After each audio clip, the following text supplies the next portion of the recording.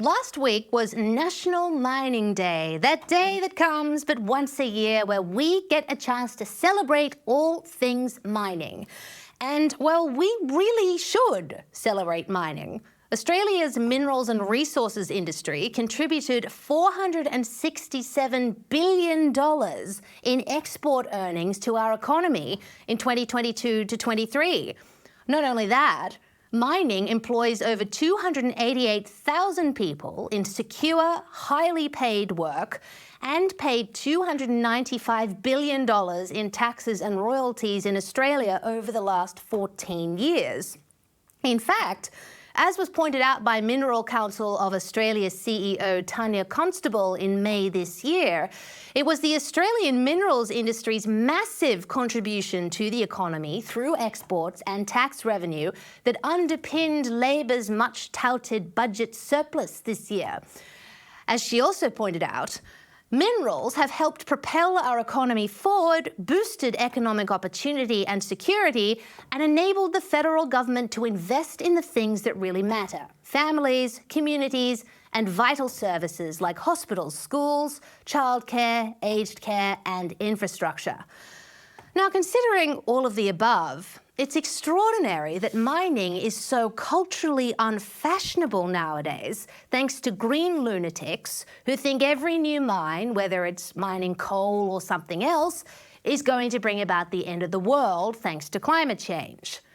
This is despite the fact that mining is essential to achieving that lofty, probably impossible goal of net zero, because it's only through mining that we can access the materials and minerals needed to build the infrastructure for renewable energy.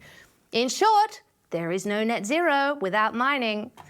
As such, you'd think the Labor government would be slashing regulations on mining, since they're apparently so keen to achieve their net zero fantasy in such a short space of time.